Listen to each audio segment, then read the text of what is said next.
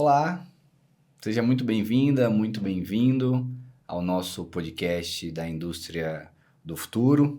Estamos aqui com o Cristiano, gerente de S&OP e S&OI na Panko.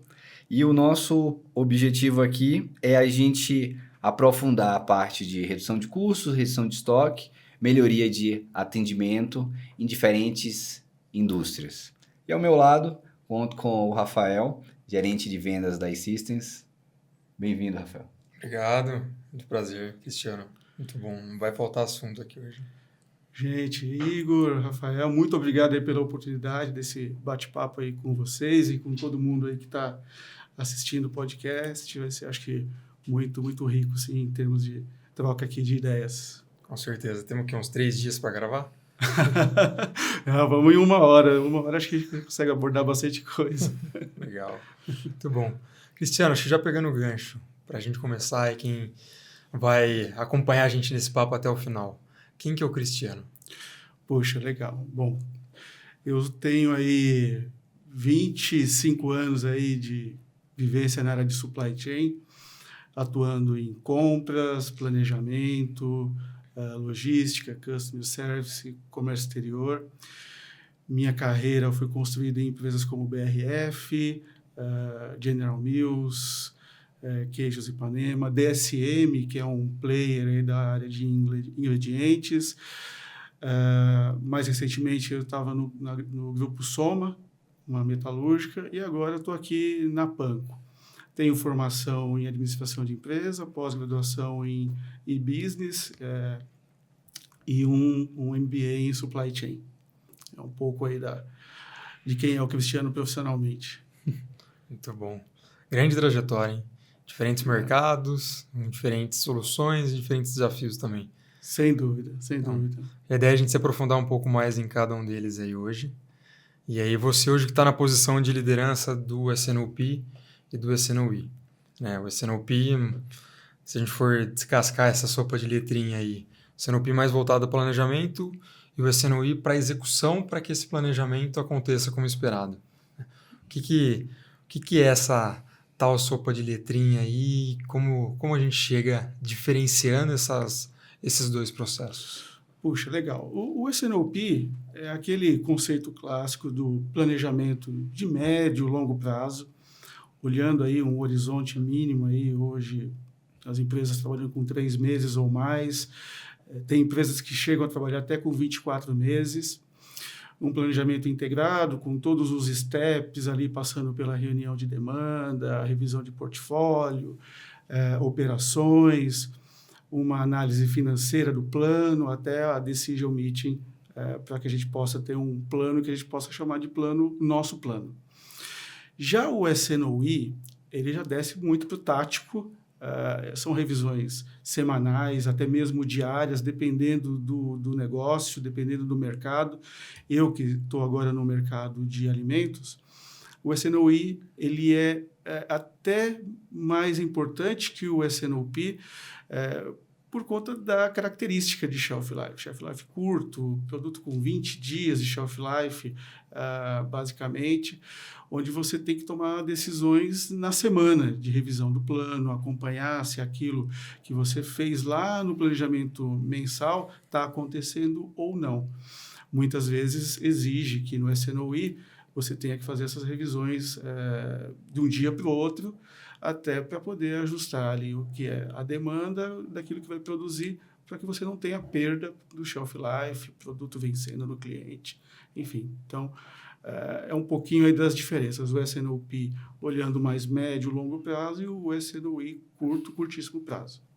Eu já vi diferentes perspectivas sobre isso. Começa um S&OI depois que eu tiver um S&OP legal, ou não? Eu tenho que começar um S&OI antes para depois evoluir para um S&OP de um prazo maior. Qual que é a sua perspectiva com relação a isso? Eu acho que os dois se complementam realmente, mas olhando uma indústria de alimentos com shelf life curto, o S&OI para mim vem na frente.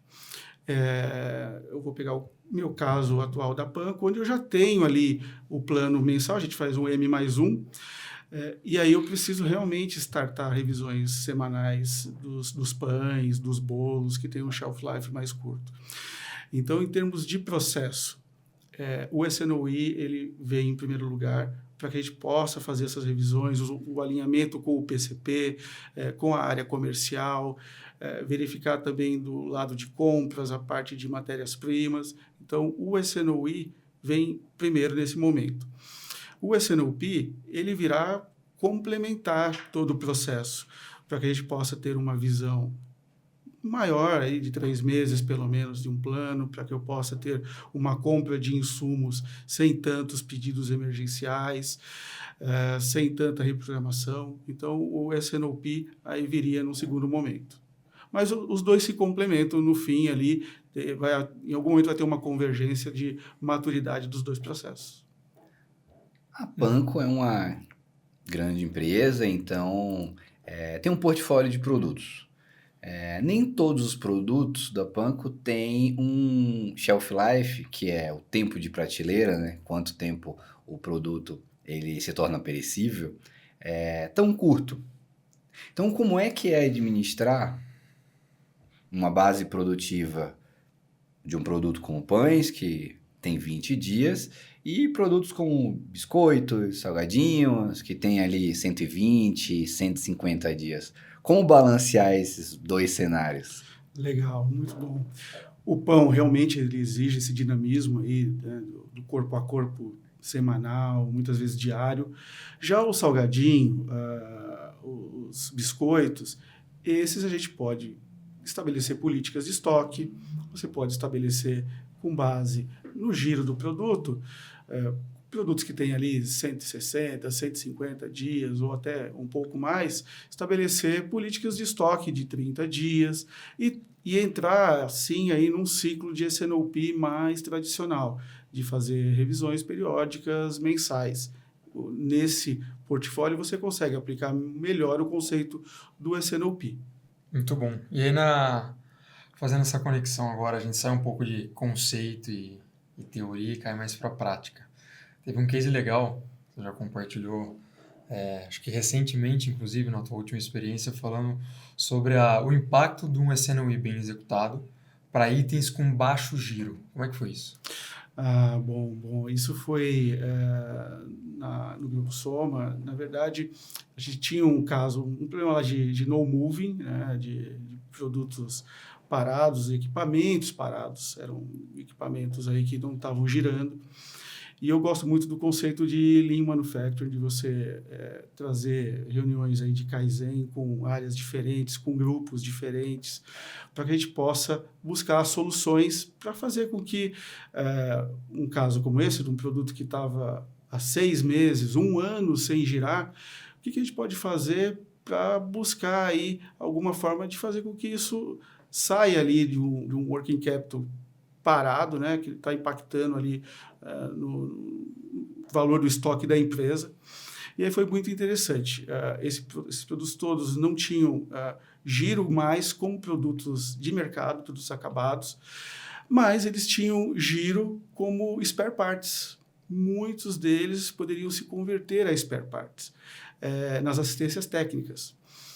Mas a empresa, muitas vezes você está ali envolvido no problema e você não consegue encontrar uma solução. E aí, quando eu juntei o time, falei, gente, como que a gente pode solucionar isso aqui para que a gente possa realmente fazer com que isso aqui gire? E aí fizemos uma contratação de uma empresa de desmonte para fazer toda a parte de canibalização das peças. E aí convertemos todos esses equipamentos que não tinham mais giro, eram aquecedores, bombas de calor, que não tinham mais comercialização, porque se tornaram materiais phase-out, fora de linha. E aí a gente converteu isso aí para spare parts. Nós desocupamos cerca de 120 posições pallets, que estavam lá com material parado há mais de 1 ano, e isso aí foi para as assistências técnicas como material de partes e peças. Então, foi uma maneira de, inclusive, isso se tornar dinheiro, fazer voltar a rodar como um produto de venda, mas numa outra característica. o produto mudou totalmente. Então, é uma sugestão até que eu deixo para todo mundo, puxa, assim, façam grupos de Kaizen, mobilizem a equipe interna, porque as soluções muitas vezes estão dentro de casa e as pessoas sabem muitas vezes um caminho, mas precisam só de um direcionamento, de serem instigadas a fazer algo diferente. Então foi muito, muito legal esse projeto lá no Soma. Um ponto muito bom, vem até anterior, né? Para a gente começar esse trabalho de solução de problemas compartilhados, a gente tem que definir bem o problema. Então, muito bom que vocês fizeram essa análise, encontraram uma série de produtos que estavam imobilizados há meses, ocupando capital de giro, ocupando posições de estoque. Muitas empresas têm até posições de estoque e inventário terceirizados, alugados, né? Então, podia estar até gerando custo de aluguel. E uma vez definido e modelado muito bem esse problema, aí foi se comunicado e chamou-se o time para co-criar essa solução. Antes desse momento de chamar o time, como é que você vê essa prática que você teve de definir bem o problema desses no movers, como algo corriqueiro? Olhar os dados, o que isso está impactando a empresa e como é que isso poderia ser melhor e como é que a gente sai de A para B, ou seja, a gente tem um produto imobilizado, como é que a gente gera movimento nisso e libera capital de giro? Puxa, muito, muito legal. Você tocou um ponto, inclusive, que aconteceu lá. A gente locava 4 containers pequenos, mas locávamos 4 containers para que esses produtos, parte deles, ficasse dentro dos containers. Então, eu tinha um problema de no moving, de giro de estoques, do working capital, os materiais parados, locando o espaço externo, vamos colocar assim, e não gerando receita para a companhia. Então, minha primeira análise foi de olhar os estoques de todos os itens de uma forma bem geral, entender o giro desses estoques, e aí me deparei com esse quadro de determinados produtos que não tinham giro há muitos meses. A segunda análise era, puxa, quanto que isso representa de valor em relação ao meu estoque? Então, fazer essa análise financeira de quanto isso representava lá. E aí, operacionalmente também, o que isso estava trazendo de impacto para a equipe? Aí tinha esse caso aí da locação externa, de não ter espaço para colocar o produto de giro, o produto de venda, porque estava ocupado com esse material sem giro. E aí de também entender com o grupo de quais eram as ações que já tinham sido pensadas em relação a esse produto. Então, veio para a mesa inicialmente, vamos fazer algum processo de retrabalho desses produtos para colocar eles para venda. Vamos falar com a área comercial. É possível? Não é possível. Os produtos já são fora de linha. O mercado já não absorve mais. Então, já tinha ali da área comercial, que é quem realmente está ali negociando, uma posição de que são produtos de não venda realmente. Quanto custa descartar? Puxa, descartar por descartar, fazer um write-off de tudo aquilo que eram assim, milhões, né, de estoque. Puxa, não tem nada que a gente possa salvar daqui. E aí foi quando, na mesa, uma pessoa falou, olha, o time da assistência técnica, volta e meia, quando precisa de uma peça e a gente não tem no estoque, eles vão lá, desmontam um equipamento e pegam uma peça. Aí é que disparou toda a ideia de, poxa, se o pessoal da assistência técnica faz isso com um equipamento, será que em todo aquele espaço de 120 posições não se pode fazer o mesmo com outras peças? E aí que saiu a ideia. E aí a gente contratou uma empresa externa para não ocupar o time interno com isso, para que eles fizessem toda a canibalização. E aí eles fizeram toda a parte de desmonte, colocaram as peças separadas, catalogaram, e aí isso internalizou no estoque como spare parts, gerando sim aí receita como venda de peças. Mas saiu de um insight de uma pessoa no grupo de chamar a atenção que eventualmente isso acontecia. Então, se acontecia eventualmente, a gente podia fazer para tudo. E aí foi apresentar o custo, porque o custo que se teve foi o custo da contratação da empresa de desmonte. E aquilo que estava parado há meses, demorou-se 3 dias para se gerar as peças. E aí o espaço todo liberado para armazenar os produtos e o processo também de devolução dos containers que estavam lá alocados já há mais de ano. E para isso não acontecer mais, então você trouxe muito como esse processo foi feito no detalhe até abastecer o time de manutenção, né, de assistência técnica. E para daqui a 6 meses ou 1 ano vocês não se depararem com o mercado de no moving ou às vezes até produtos foram descontinuados, qual que foi a melhoria de processo, alguma outra ação que faria com que esse cenário não voltasse a acontecer? Muito legal também, porque aí a gente trabalhou muito na parte do planejamento mesmo, aí dentro do ciclo do S&OP, do phase-in e phase-out de produtos, de startar realmente, olha, eu tenho aqui uma perspectiva de phase-out desse aquecedor, dessa bomba de calor, para daqui a 6 meses, daqui a 1 ano. Então, vamos montar um estoque que eu tenho uma curva aí, que quando chegar faltando ali 2, 3 meses, próximo do phase-out, eu já esteja com um estoque que eu consiga realmente desovar, girar, sem gerar de novo um no-moving, um produto que vai ficar parado ali no estoque. Então, aí a gente investiu bastante no planejamento.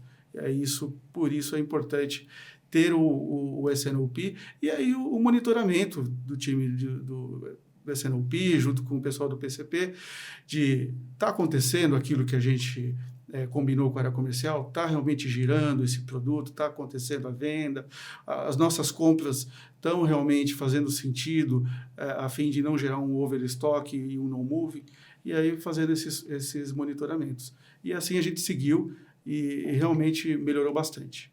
E aí foi muito mais um trabalho analítico. Então eu vou analisar trago um time de marketing para me abastecer com a informação de phase-in ou phase-out. Sabendo desse phase-out, eu consigo desenvolver algumas estratégias no S&OP com alguns meses de antecedência, para que na hora que esse phase-out chegar, eu não ter 120 posições pallet. Foi dessa forma? Exatamente isso. Você olhar o seu planejamento alinhado com o marketing, o comercial, das ações, para que não chegue depois, quando aquele produto estiver próximo do encerramento do ciclo dele, que ele venha a ser de novo um no-moving e esteja lá parado, ocupando espaço e não vai girar. É isso aí. E pensando no estoque agora, até pela tua experiência e outras operações que você já passou, pensando em otimização desse estoque, até mesmo para não acontecer cenários como esse, mas também para evitar algum desabastecimento e não comprometer o nível de serviço com o cliente. Como é que foram cases como esse? Que estratégias que foram desenvolvidas? Legal. Bom, para você desenvolver uma operação muito consolidada com relação à gestão de estoques, você precisa ter as pessoas muito bem preparadas para cuidar dessa questão de estabelecer políticas de estoque. Processos bem estruturados também de qual é a política de estoque para um item curva A, qual é para um item curva B, qual é para o curva C.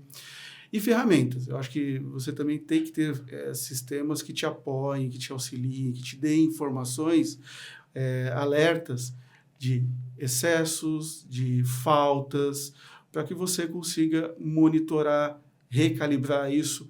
Não pode estar escrito na pedra que a política de estoque é 30 dias sempre. Então, aquilo você tem que sempre estar olhando, recalibrando os parâmetros de dados mestres. Então, a parte de master data é muito importante para que você possa ter uma gestão de estoques eficiente. Então, monitoramento dos estoques, com pessoas bem treinadas que estão à frente disso na área, processos estruturados e ferramentas para que te deem suporte. E como é que aquele case da Purcon se encaixa nessa estratégia? O da Purcon, ele entrou numa situação, a Purcon tinha muitas matérias-primas importadas, e aí isso tinha uma questão da parte de planejamento, de demanda, que não era muito de acordo ali, a gente teve que trabalhar muito na questão da demanda. Eu tinha materiais que levavam 4, 5 meses de horizonte para chegar, e eu tinha um forecast de 2. Então, esse tipo de situação não se casa, não combina. Então, a gente aumentou o horizonte de forecast com a área comercial, foi uma quebra aí de paradigma, até a gente aumentar esse horizonte de forecast, saber que os itens importados têm um ciclo mais longo, e com isso a gente conseguiu reequilibrar as políticas de estoque, e por mais que o tempo, o lead time fosse longo, eu não consigo dar ré no navio, quando já está em trânsito. Mas eu consigo pelo menos olhar o 4º e o 5º mês e verificar se aquilo que eu previ em janeiro para junho permanece. Se não permanece, deixa eu já revisar, porque se eu ainda tiver pedidos de compra para serem firmados, eu consigo ajustar isso e, ao longo do tempo, do ciclo, esse estoque vai se ajustando e não gerando esses upsides gigantescos de estoque muito alto ou até um estoque muito baixo, que vai acabar, muitas vezes, gerando uma compra no distribuidor aqui no Brasil e eu pagando mais caro. Então, ter a revisão disso é importante. E ter um ciclo de demanda, de planejamento, que esteja em linha com aquilo que é minimamente o meu lead time de atendimento. Então, foi nesse caminho que a gente fez com a Purcon. Um dos pontos que a gente tem conversado bastante é sobre integração entre as áreas. E um forecast, um planejamento de demanda de 2 meses, faz bastante sentido no ângulo do comercial. Então, o que eu vou ter no curto prazo, o que a gente vai ter de movimentação, o que eu deveria estar fechando. Então, do ponto de vista aí financeiro também ali, de bater as metas ou não, faz muito sentido. Agora, quando você tem um tempo de transporte, um lead time de 4 meses, basicamente eu tenho que compensar minha venda e estoque. Então, eu tenho que ter 2, 3 vezes o estoque do mês para garantir que nós vamos ter capacidade de atendimento no horizonte de 4 meses, 5 meses. E principalmente operando no Brasil, né, com a nossa taxa Selic, nunca é fácil. O nosso custo de capital nunca é barato. Então a gente tem que ter sempre atenção ao capital imobilizado, sejam de produtos acabados, sejam de insumos. Então esse trabalho de convencimento é muito trazer o time comercial para a operação da empresa como um todo. Sim. Tipo, você trouxe muito bem. Eu não consigo dar ré no navio, mas eu consigo pedir menos no próximo pedido para que a gente comece a encaixar esses estoques em trânsito. Então, por quê? Porque no fim é exatamente o que eles estão, né? Eles estão em trânsito, normalmente via marítima, via mais barata, demora-se entre o pedido e muitas vezes o seu fornecedor, ele só produz quando você paga. Então ele começa a produzir quando você pagou e aquilo já é um estoque em trânsito porque é um estoque pago. Então ele vai colocar ali em transporte, ele vai chegar, vai ser transportado da aduana para a operação. Então entender como a própria empresa funciona não é comum, né? As pessoas acabam se fechando ali em suas áreas, a área comercial, a área de operação produtiva, até mesmo a área financeira, né? No fim, fica uma área de cobrança e esse trabalho de olhar e colocar o sapato do coleguinha, né? Falar, pô, como é que você opera, como é que você vende, como é que você recebe, como é que você pensa em quanto você vai pedir de produto da China para a gente conseguir comercializar. Então, essa integração e esse entendimento, uma vez dado esses passos, a empresa tende a ficar mais eficiente, e aí é o que você colocou no final, que é sistemas, né? Porque também não adianta colocar sistemas se as pessoas não operam bem. Isso mesmo. Então, como é que funciona essa parte de pessoas nessas mudanças, e quando você vê que é um momento assim, nossa, estamos funcionando bem, só que estamos funcionando bem no braço. Será que a gente não consegue ficar melhor com algum sistema de apoio? Como é que você vê essa transição? O pilar das pessoas é importantíssimo. Você tem que capacitar o seu time, treinar as pessoas para que elas entendam aquilo que elas estão fazendo e os impactos. Você dar para as pessoas também o ownership, né, do que ela tem ali para entregar. Eu gosto muito de engajar as pessoas nesse sentido, de treinar, capacitar, envolver. Quando tem, por exemplo, uma implantação de sistema, não adianta só implantar o sistema se você não tem processos revisados, robustos, que façam sentido. Porque senão o sistema não vai funcionar, porque você vai querer, talvez, fazer com que o sistema funcione de acordo com aquilo que você vem operando, que muitas vezes pode não ser a melhor prática de mercado. Então, primeiro trabalhe a revisão dos processos, capacite o seu time, treine o seu time, engaje o seu time, dê para eles realmente ali o senso de estar à frente, de ser dono daquele processo, para que eles possam entregar melhor, E aí o sistema vem como, para mim, a cereja do bolo ali, de agora, além de você operar bem, de você ter um processo robusto, você também tem uma ferramenta aqui que vai te suportar para que a gente possa fugir, e não é nenhuma crítica, as empresas, muitas operam assim, fugir um pouco das planilhas e ter as coisas mais dentro de sistemas integrados. Cristiano, eu vou fazer uma pequena provocação aqui.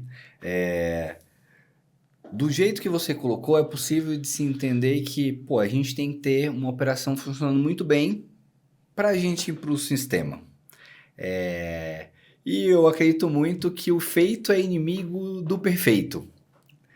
Então, e esse dilema de quando automatizar para aumentar a eficiência, entre eu ter um time treinado, capacitado e todos os processos, por exemplo, em melhoria contínua?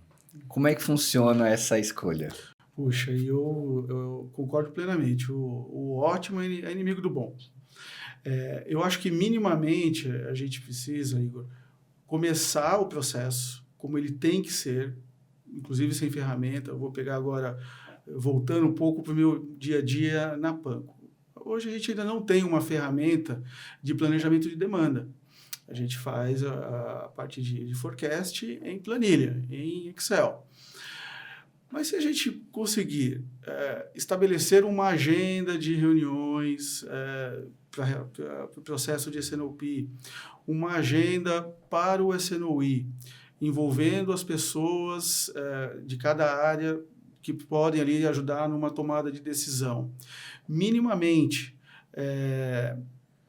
se a gente conseguir começar a colocar isso numa engrenagem de fazer a roda realmente girar, as coisas funcionarem, aí o próximo passo é o sistema. Mas primeiro a gente precisa começar a executar realmente no dia a dia aquilo que a gente quer. E de uma forma que seja ligada às boas práticas de mercado. A Panko já tinha uma reunião de SNOI, só que eles não chamavam assim. Qual era o único ponto que da minha chegada eu tive ali de ajustar? A reunião de SNOI era sempre falando com a semana que passou. E eu falei, puxa, gente, a gente tem que olhar pelo menos uma semana para frente, porque o que passou a gente não consegue corrigir mais. Então, vamos ajustar o processo de que mantendo a mesma reunião, mas com os dados olhando para frente. Então, isso já é uma mudança de mindset para as pessoas gigantesca, porque eles não estavam habituados a fazer isso. Então, aí que vem o engajamento, porque a gente começa agora a gerar as ações, demandar para as áreas, os planos, e começar a fazer um movimento realmente disruptivo, de sair daquela ponto de só olhar o passado e começar a olhar para frente. Aí, isso maduro, vem a ferramenta. Muito bom. Perfeito. Você comentou também dessa construção de processo e as etapas e reuniões que devem acontecer ao longo dele. E aí, pela tua experiência, eu acho que existem ali na estruturação, implementação desse processo, algumas dores que já são conhecidas, né? De engajar times comerciais para minimamente eu conseguir absorver as demandas e variações na fábrica, ganhar o patrocínio da alta liderança também, porque vão existir alguns conflitos de interesse que vão ter que ser resolvidos no top-down, para que o objetivo da empresa seja garantido. Então, se a gente pegar esses dois desafios, como é que foi para engajar o time comercial nessas suas últimas experiências de implementação de processo? O que deu certo? Bom, esse é outro ponto muito importante, né? O time comercial tem como principal missão trazer novos negócios para a companhia, vender. Então,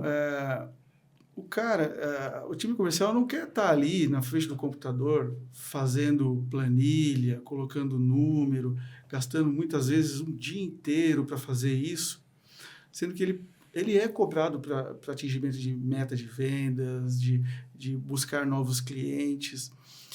Então, uma forma de você buscar uma ação colaborativa com eles e isso tem que acontecer, a partir do momento que eu colocar, por exemplo, uma ferramenta aqui, você vai passar a olhar dentro do 70-30, você vai olhar só 30% dos SKUs.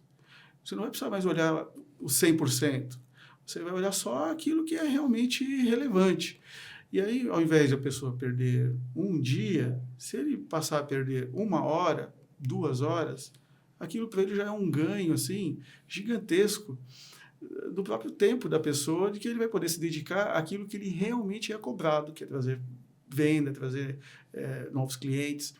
Então, eu acho que, nesse sentido, aí uma ferramenta de forecast que possa dar ali cenários, modelos estatísticos, indicadores, ajuda muito para que você possa ter a colaboração da equipe de vendas. E de marketing também, que muitas vezes está envolvida nesse processo, principalmente nos lançamentos.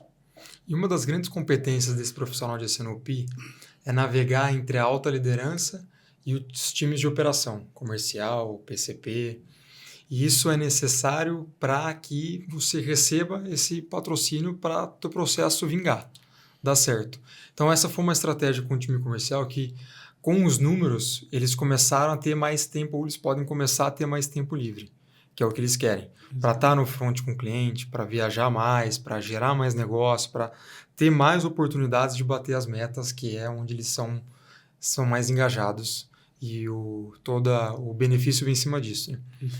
E para navegar com a alta liderança? O que engaja a alta liderança? O que já engajou? O que já deu certo para esse processo de S&OP ganhar força e tracionar? Trazer para a alta direção informações de, poxa, vamos fazer um investimento aqui para melhorar o nosso S&OP? Vamos fazer, mas o que isso vai trazer de resultado para a gente financeiramente? Então, trazer para a mesa dados concretos de redução de corte de produto. Quanto isso em grana, isso representa em relação ao que a gente corta hoje. Excessos de estoque, ou de no moving de estoques, ou de perda de produto. Quanto que a gente pode reduzir se a gente startar um processo de S&OP com uma ferramenta que nos dê o suporte? Tanto financeiramente. O tempo da equipe comercial também, isso também pode eventualmente vir ali para a mesa, mas a alta direção vai muito olhar grana.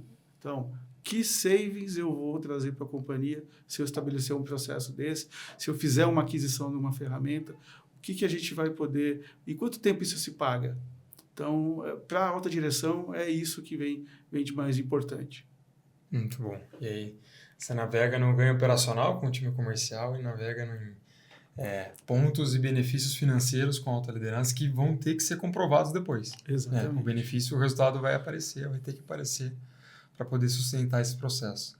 E aí, como é que as pessoas fazem para por esses teus processos de implementação, como é que as pessoas se engajam nessa adoção para as ferramentas darem certo e para os resultados aparecerem? As pessoas, eu vejo que, primeiro, você tem que trazer as pessoas-chave de cada área para que as coisas aconteçam. Você tem que ter o apoio, seguramente, do diretor ou do gerente sênior da área para que as coisas aconteçam. E aí, aquele time que realmente está ali, mão na massa para executar, tem que ajudar para que isso aconteça. E eu vejo que a melhor forma de você engajar é mostrando para as pessoas de onde a gente partiu e onde a gente está chegando, o que a gente está alcançando, step by step. Então, primeiro mês a gente conseguiu encaixar as ações que a gente deveria, puxa, conseguimos.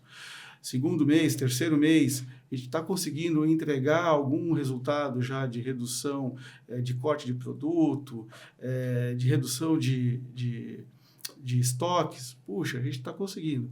Então, ir mostrando esses resultados, step by step, passo a passo, para que as pessoas não pensem que é só mais trabalho.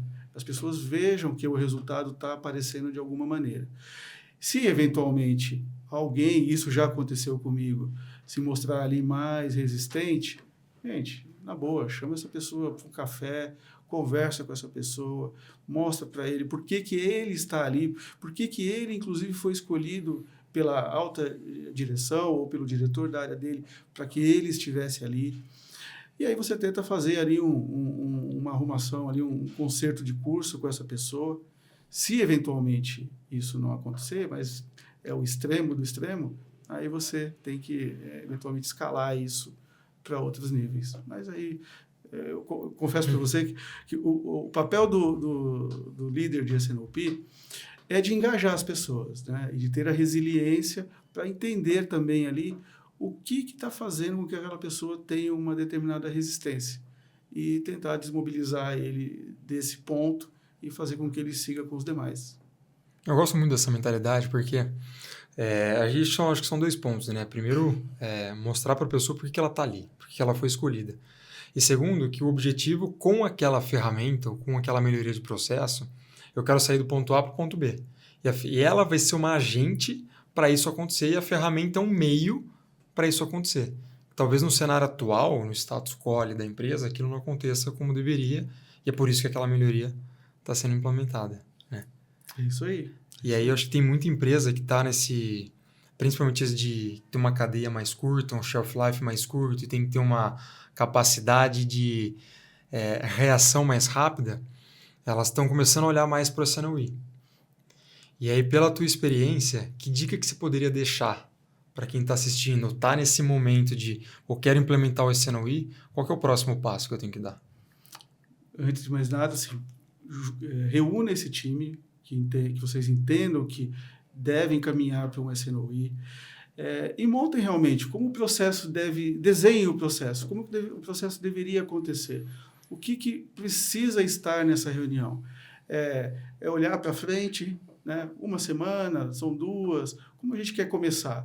Às vezes começar é o passo mais difícil, mas quando você começa a encaixar as reuniões, montar as agendas com as pessoas corretas, não tenta colocar talvez um objetivo muito audacioso. Então, eu quero chegar a olhar 2 semanas do S&OP.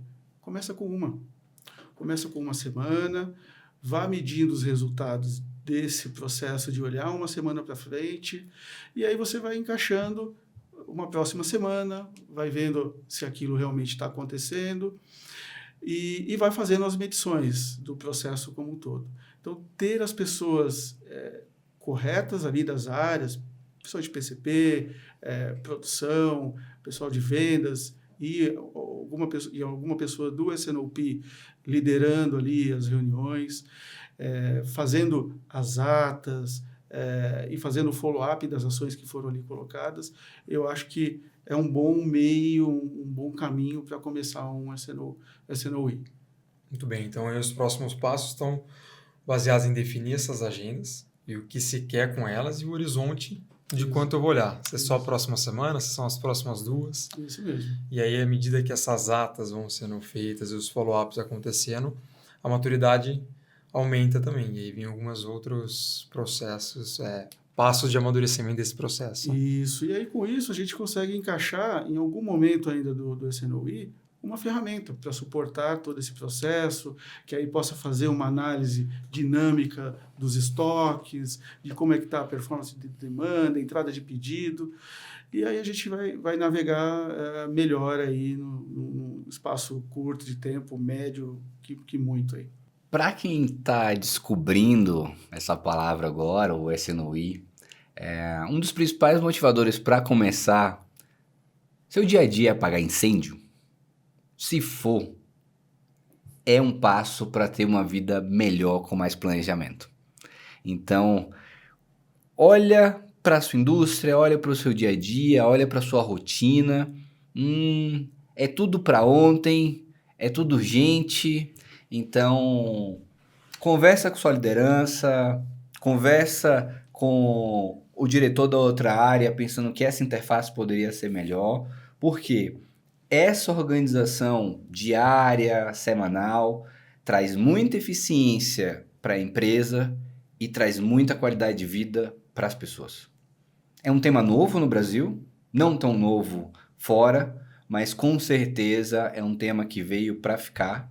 Esse planejamento e replanejamento diário, semanal, em relação ao que foi planejado mensalmente ou até em períodos mais longos.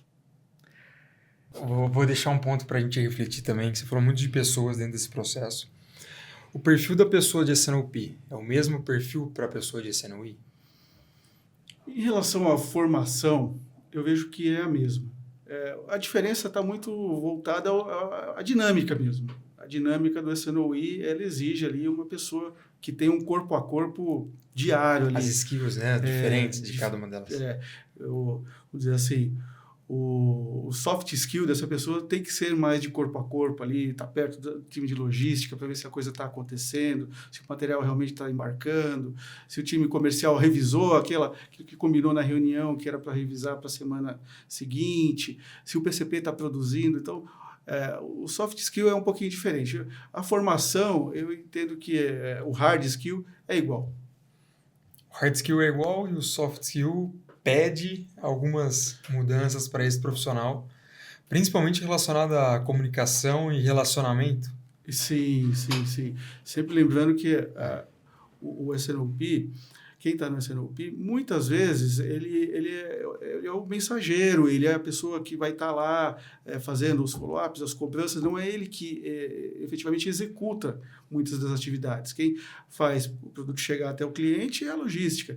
Quem demanda o plano de produção é o PCP. A produção vai lá executar. Então, quem está no SNOP tem o papel de fazer o follow-up, mas sem também quebrar ali a barreira da boa convivência com as áreas. Então, precisa ter muita resiliência e uma visão muito colaborativa, muito amigável, respeitosa, que a gente espera em qualquer ambiente empresarial, mas isso é importante, a pessoa ter isso muito clara, de chegar na outra área e a forma como pedir, a forma como demandar. É uma combinação bem curiosa. Uma analogia é como se a pessoa fosse um maestro, mas sem a autoridade do maestro. Ela tem que convencer as pessoas a tocarem juntas, tocarem bem, tocarem de maneira harmônica, mas que parta delas. É uma especialização super interessante, cada vez mais fundamental, devido à complexidade que a gente tem, né, na indústria, não só do ponto de vista de mercado, mas do ponto de vista de produção. E hoje, com os avanços e as demandas de comunicação cada vez mais necessárias. É isso aí. Esse é o caminho mesmo. Tem que ser assim. Essa pessoa tem que ser assim. Tem que ter esse perfil. Ótimo. É isso aí. Nossa, muito legal esse papo. Muito obrigado, Cristiano, por compartilhar essas experiências. Muito interessante, muito diversas também. Tivemos um aprofundamento para contribuir com o seu dia a dia. Lembrando que aqui é uma fonte de aprendizado, o nosso podcast da Indústria do Futuro. Agradeço também você, Rafael, pelas perguntas, pelas contribuições. Eu aprendi bastante, desejo que você também tenha aprendido. Muito obrigado, Igor. Foi um prazer estar aqui. Cristiano, muito obrigado pela discussão, aprofundar no SNOI. E para quem gostou do papo, está num momento de pensar mais no SNOP ou se aprofundar em alguma parte do que a gente conversou, onde é que acha o Cristiano? Legal, gente. Eu agradeço o convite. Muito obrigado aí, né, por me receberem. Quem quiser me procurar, eu estou no LinkedIn, Cristiano Silva, e fico à disposição para conexões, para que a gente possa se conectar e bater um papo mais sobre SNOP, SNOI e até mesmo aí outros temas. Muito obrigado por você ter chegado até aqui e conte conosco nos próximos podcasts. Um abraço. Obrigado.